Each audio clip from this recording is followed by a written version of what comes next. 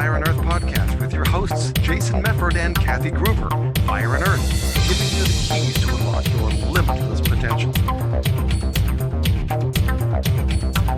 Welcome to another episode of the Fire and Earth podcast. I'm your co-host, Jason Mefford. And I am Kathy Gruber, and today we are toasting, clink, because we're talking about learning and different types of learning, sort of. I just got back from a conference and a convention, and one of my clients said, "How was it?" And I said, I think I spent more time in the bar than the classroom.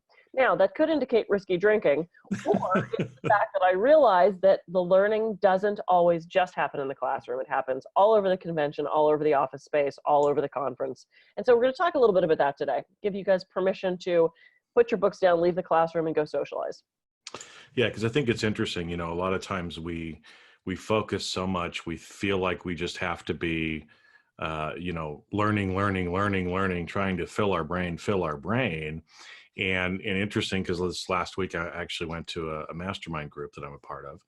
And one of the things that we were talking about is, learning happens through experience, but the real learning actually happens during reflection. So it's those times, after we've kind of filled our brain full of stuff, that we're actually processing it. And things end up coming about, and it's like, again, you got a little drink in your hand, you kind of relax yourself a little bit. And it's amazing how much your mind kind of opens up, processes that information. And that's really when you actually learn it. Right. Well, absolutely. Because, we've talked about this before, and I love using the word decentrate. We concentrate so much. At some point, you can only learn so much. You can only sit in yet another classroom and yet another uncomfortable chair kind of going, And especially with something that's so heady sometimes as hypnosis, hypnotherapy, all this kind of stuff, which is what I was doing in the UK. It got to the point where I couldn't actually absorb any more information. And I found myself, every time I'd walk past the bar and, or past the restaurant or past the lobby, that's where the conversations were happening. That's where so many of the instructors were hanging out. And, we've had Mike Mandel on the show, who's a very dear friend of mine. I spent the majority of the conference talking with him and his colleagues. And because he's one of the tops in the field, what did that do? That attracted the other people who were tops in their field. And I found myself sitting in a booth with 5 of probably the most famous, well-known, most learned hypnotists in the world. So a couple things came out of that. One, I got to pick their brain, because every once in a while I'd go, "Oh, hey, Freddie, blah, blah, blah, blah," and I'd ask a question, which of course he's at that point more than willing to answer, because we're all sitting around being friends. And other people who came by, and this sounds horrible, but it's so unfortunately one of the things we have to think about in business. Anytime anybody came by, they saw the tops in the field and me hanging with them constantly. So everyone started to go, "Oh, well, who's this Kathy person?" So it sort of upped my cred in the industry, because I'm sitting there with the best, So I not only got to learn from that perspective, pick their brain, form those relationships, which is what business is so much about, social media. So we talk about is building relationships. And I kind of got a little up on my my little popularity button there, sitting at the tops of the field, and being that I was the nerd in school that no one liked, I want to be popular. Well, and so again, for some of the people that are listening, right? I mean, how we're going to try to tie this all into everything, because here we are. I'm sipping on my scotch, and Kathy's got her wine there. I got to take another drink, by the way. Yeah. Feel like I'm Ron White. Should I start smoking too? Get out my cigar. Please don't. We did the smoke break one already. But the whole idea is that exactly kind of as Kathy was just talking about. If you want to really learn, if you really want to develop relationships, you actually have to hang out with people in kind of a non-structured format. And, I learned this fairly early in my career. I was an executive at a few companies, and I will tell you the amount of business that is done between about 10 o'clock and midnight, when again, you're sitting in the bar with the other executives or with a client, you're relaxed, you're enjoying each other's company. It's amazing the stuff that actually happens, right? During that time. And so again, a lot of times we feel like, oh, I got to learn, I got to go, I got to do, I got to blah, blah, blah, blah, blah, right? I always got to be moving, I got to be hustling, I got to be doing this. And it's like, calm the fuck down and actually pause, right? Because when we do that, it's easier for us to actually make those connections with other people. Yep. Plus, like we said, a lot of the learning happens in the pausing. So after you filled your brain full, like being at a conference or convention, your brain is literally full. And I don't know if you're like me, but a lot of times at the end of the day, it's like, oh, I just can't take anymore. Yeah. Kind of a thing. I just have to, especially since I'm such an introvert, I often have to kind of like, go off to the corner or step outside for a little while and kind of decompress a little bit. But as I'm sitting there, or like that, as I'm sitting around talking to other people in the break areas or at the bar, then it's like, oh, a lot of that kind of inspiration ends up coming in, and it's like, oh, now I have more clarity on what I need to do. Yeah, and it's so funny because I actually never watched Mad Men. Oh, you TV didn't? show. No, I love that show. I should. I really love that show. But it kind of reminds me of that era where it's like, the old boys club and the guys go to the bar afterwards and they have their cigars and their cigarette and their drinks. And that's when this stuff happens. And it's interesting to bring a whole different perspective into this. I was talking to a client of mine. She's, let's say, passionate about a lot of things. Okay. She yells a lot. So... It's Riesling. It's a very light wine. It's very sweet. It's basically grape juice. Okay, so passionate client. Yeah, and we were talking about the whole Me Too movement, and I don't want to make this political. I have mixed views on the Me Too movement personally. But one of the things she said that she thought how this was going to backfire to women is if men are so paranoid to be around the women, if they are so paranoid to socialize with the women, if they're so paranoid of being accused of blah, blah, blah with the women, when the men go out to the bar to do the business, they're not inviting the women. And typically it was more sort of a guy thing anyway, but the women like in sales and stuff aren't getting that personal access when those deals actually happen. And she actually felt that the Me Too movement was really going to backfire because women were going to be excluded from that kind of socializing for the men's fear that they're going to be put up on charges for inviting a woman to a bar, and that they weren't going to get as much work from it. And I had to really sit and ponder that because I'm not in that realm, but I have to say the majority of times I've been at conventions or conferences, it's the guys that are doing that, and I don't know if the women feel like it needs to be more structured. And this is, of course, a vast blanket statement generalization. I don't know if the women feel like it needs to be more structured or if they're off talking amongst themselves and not crossing lines into the guys. I don't know what it is, but that was an interesting point. And so it's that too. It's like, get out of your clique, get out of your group, go talk to other people you don't know, tap into your inner extrovert, Jason, go talk to strangers. I do talk to strangers. I know you do. That's how we met. I love talking to strangers. I do too. Did we do a whole episode on that? We should do a whole episode. I can't remember yet. Yeah. But anyway, it's that, crossing over those people you don't know and approaching them. And while I was sitting there with the in crowd, so many people kind of sheepishly came over and went, I want to talk to you. It's like, do it, talk to them. If they don't want to talk to you, they'll tell you. But especially at like a hypnosis conference where everybody's there, it's such a brotherhood, sisterhood, everybody's open to talking to everybody else, or else they wouldn't be sitting there. They'd be in their room, so don't be afraid to approach people. Well, I think actually, as you brought that up, it kind of sparked a couple of thoughts in my mind, because I think you're right. We've, especially in the workplace, in business now, we're so walking on eggshells, afraid that we're going to offend somebody, afraid that we're going to do something. Now, this is not to, discount. There have been some frat boy kind of bullshit Absolutely. Go on that's just unacceptable. Mm-hmm. But I think, again, as we're talking about some of these social settings, is where we can actually show and be more authentically us, which we need to be, right? Mm-hmm. I mean, if business, if life becomes so sterile, then you're never able to actually make the connections. Yeah.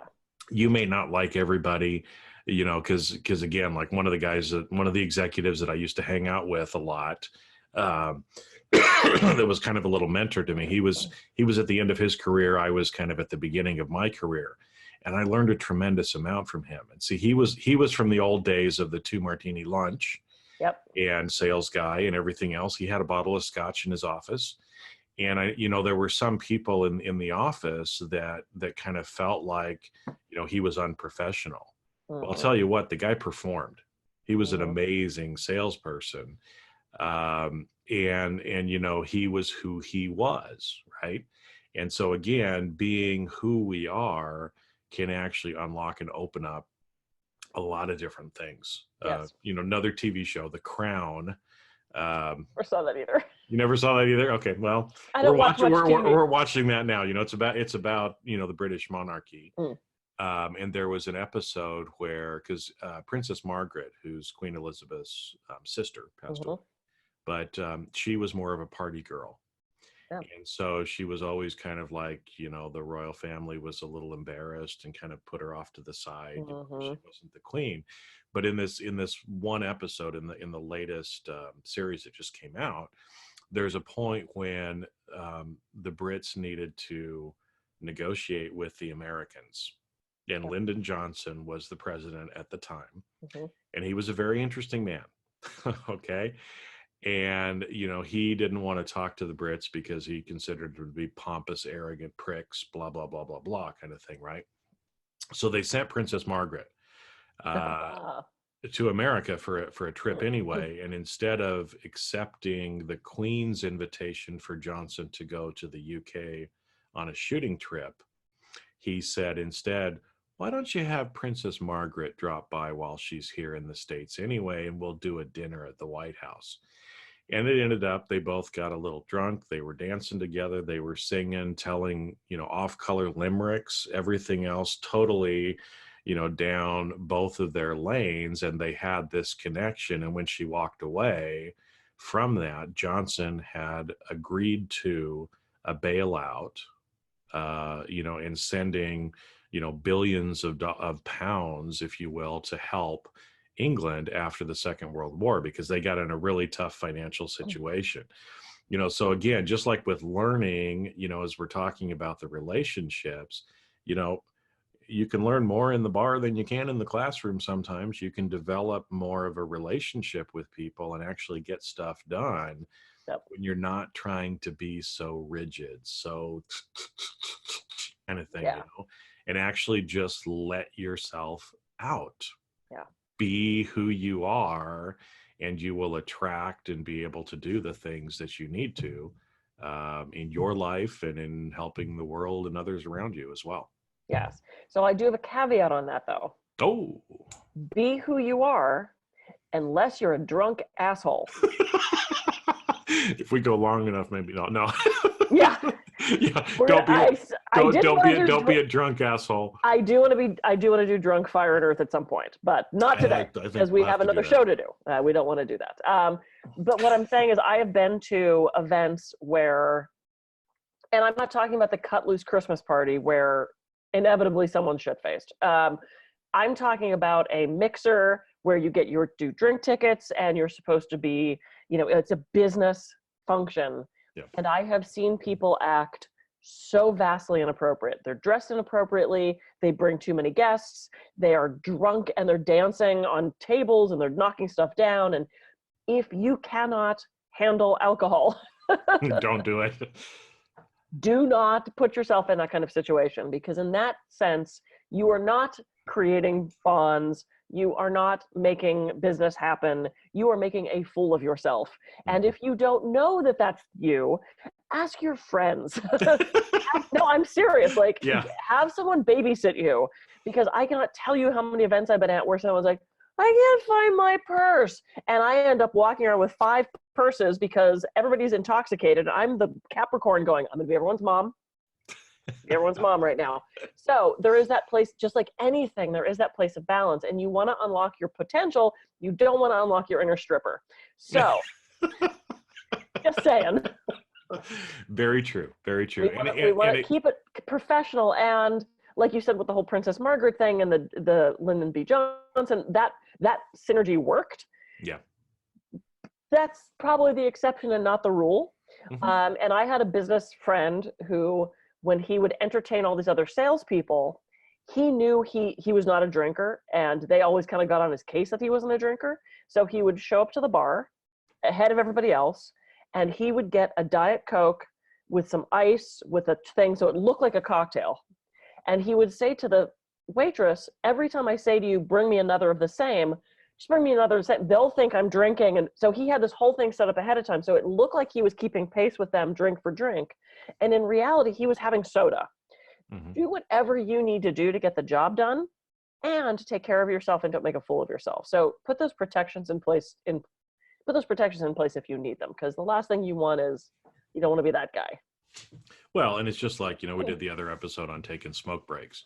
It's not like we're advocating, everybody goes out and gets shit-faced, during business meetings. But the idea is, again, when we're in a more relaxed environment, again, we're just using the bar kind of as a metaphor. And again, some of the Absolutely. places where you and I have actually experienced some of this, firsthand, Mm-hmm. it's more about, again, trying to make that connection, relaxing your brain, being a little bit more authentically you, to be able to, again, like I said, either process the information, develop the deeper relationships with people, Mm-hmm. because there's a lot of good that comes out of that pause time, that you don't learn everything in the classroom. And you can't. At some point, you're right, your brain is full and you're just kind of going, ah. And I remember the first couple hypnotherapy conferences I went to in Vegas, it was like I was back in junior high. I mean, I sat there with the schedule and I marked out the classes I wanted to go to. And if there was a block of time where one of the classes didn't totally zing, I'm like, I should probably go. And I would pick one. I would force myself to go. I did not miss 1 minute of class time. And then I began to realize, okay, I'm kind of the only one doing this. And it's funny because now this is I think it'll be my 6th year at HypnoThoughts Live, which is one of the biggest hypnotherapy conferences in the world. It's in Vegas every year. So much fun. And I realized that I'm barely in classes anymore. Not because I know everything, because I totally don't.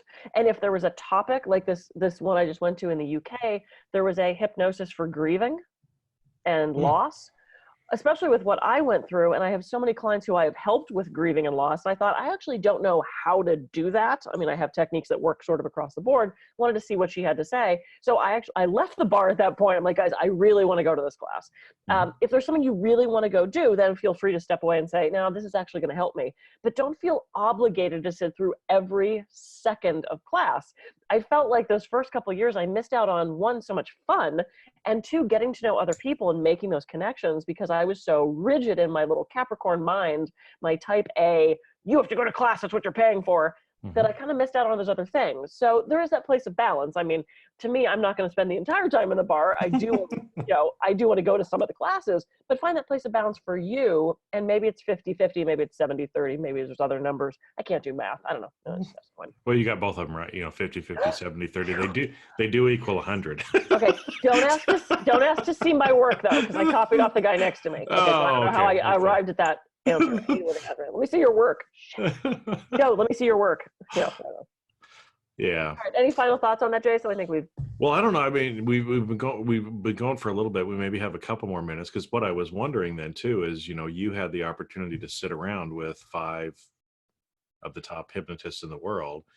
Maybe there were some little things that you learned too that might be beneficial for people. Just kind of throw out a couple of things that you were actually able to learn in the bar instead of the classroom, that might be helpful for others that are listening too. Yeah, and as a presenter myself, everybody has this idea of what the speaker is, of what the presenter is, of what the expert is. And what was so fabulous is at one point I was sitting there, I think it was after the last class of the day. So we were all back in the bar. And I was talking to Freddie Jacquin, who is one of the best. He developed this technique called the arrow technique. Any of the hypnotists watch and go, oh my God. And Freddie Jacquin, I mean, he's amazing. And I was sitting there with Mike Mandel and Freddie Jacquin and his son, Anthony Jacquin, who's also a world famous hypnotist. And I started talking with Freddie about one of the classes he taught back in Vegas and how he took everyone's pain away. He had like 10 people up on stage, took their pain away, and he did the whole subscale of it was an 8, now it's a 0. It was 10, now it's a 2. It was a 7, now it's a something. And the one guy said, I'm at a 5. And Freddie said, when you go back to your seat, and in a couple minutes, when you realize, I'm probably going to cry, when you realize that your pain is gone, you're going to rush up on stage and say, Freddie, I love you. And he continues on with this class. And about 10 minutes later, you see this guy go, and he jumps out of his chair and he interrupts what's happening and he rushes to the front, grabs Freddie and says, Freddie, I love you. And the entire audience just cries. And Freddie and I were talking about that. Yeah. And what came out of that for me was, this isn't just a guy who teaches shit. This is a guy who shares every bit of his knowledge, who has such compassion and such love for the people that he works with, his students, his clients, his patients. And that really moved, clearly, it's the wine, moved me to something, because it's like, it isn't just this sterile teaching environment. There is that humanity behind it. And I think sometimes we forget that, because people, when I'm speaking, they don't want to approach me, and it's like, I'm just like you. So if nothing else, you realize there's a humanity and there is a caring and there is an openness behind all of that. And I think that's one of the things I walked away with, was literally we're all sitting at this table crying about that thing that happened 3 months ago that we all experienced again, so it was that coming together in that personal way. We're all human, so even if we're the keynote, we're still a human being. And unless you're a dick, you're going to be friendly to the people that come up and talk to you. Now, I've approached some speakers who are just like, and they think they're in this separate little thing because they're a speaker. And it's like, you're fucking not. You're another human being, and you just happen to have a bigger check than everybody else on the stage right now, or not. So I think that's one of the things I got out of it. The other thing was I got to clarify stuff, because it's like, I've studied with these people, I've watched their videos, I've been in their classrooms, and now I could turn to Mike Mandel or, these people and go, hey, you did this thing. What can I clarify? Can you tell me? So I had that almost sort of one-on-one opportunity, which is sort of rare, to say, you taught me this thing, or, hey, I was working with that with myself. How does that work? Or what would you suggest? Or, hey, I have this client who, now you don't want to take advantage of that. You don't want to you don't want to completely monopolize their time and spend 2 hours discussing your clients with them. Again, that's that place of balance. But in that environment, it was okay. And it was welcome. Always ask, hey, can I ask you a question about this technique that you taught? Because there are some times, like you, where I'm done speaking and I seriously just want to sit there and drink or rest, or I don't want to continue the business. So I always check in. Hey, Freddie, is it okay if I ask you about this thing that you taught? And normally they go, yes. Hopefully they have strong enough boundaries that they go, you know what? I'd love to answer that question. I'm totally wiped right now. I just need a couple minutes to, Yeah. Well, and I think it's interesting because, as you shared that story about Freddie, the whole purpose behind this is to help people unlock their potential, right? Yeah. And it's I think that's one of the lessons too, is he's probably so good because he cares so much. Absolutely. Right. And that's a lesson for all of us, that, a lot of people are talking about being authentic, and I think some people kind of, misinterpret or misunderstand what that really means. But when you have somebody like that who really does have that alignment, and know that they're doing it because they care about people. I'm just trying to get in his head, but I can imagine that when he finished that session, when he told that man, when you feel that, run back up and say, Freddie, I love you. That wasn't an ego thing. God, no. It wasn't an ego thing. It was, I can only imagine that probably on stage, he was like, shit, this guy's supposed to be at a 0. Why is he not at a 0? Did I fail him? Kind of a thing. And so that's why he gives him that command of, you are going to get there. And when you do, I want you to recognize it and be grateful for it. And that's, really kind of the reason for it. And like you said, I think it's a great example that the greatest people care the most. Yeah. And they're willing to share. And that's what one of the things I told Freddie as we were sitting there talking is, he created all these amazing techniques, and he's not, I have a problem with rolfing. If any of you all watching know what rolfing is, it's like massage, but it's very deep. You do it in 10 sessions and da da da. Ida Rolf, when she invented that, she patented it, she trademarked it. If you say the word Rolfing and you're not a certified Rolfer, you will freaking get arrested. And I mean, like, she was so, and her group, I don't know how much she had to do with that, but they were so protective of that and so selfish of that. And you can't call yourself I hate shit like that. It's like, I totally understand you want to hang on to your stuff that you came up with. And same thing with resource therapy. I'm studying that right now, which is one of the things that Mike Mandel mentioned. Everything that Mike teaches, everything that Freddie teaches, everything that Emerson is teaching out of Australia with resource therapy, they're like, take it, use it. I didn't patent it. I didn't trade. Go do this. Help people with it. And that's one of the things that I actually told Freddie was, I said, I love that you are so willing to share, that you give us everything you have and you encourage us to use it. You encourage us to steal from you, because that way we're all helping more people. And that's what this is all about. So It's all about helping people. Yep. And again, one of the ways you can do it is hang out in the bar instead of the classroom. Cheers. Right? You have to drink it. You can't woohoo and then not drink it. I know. We're going to be so unproductive today. No, we're not. Oh, it's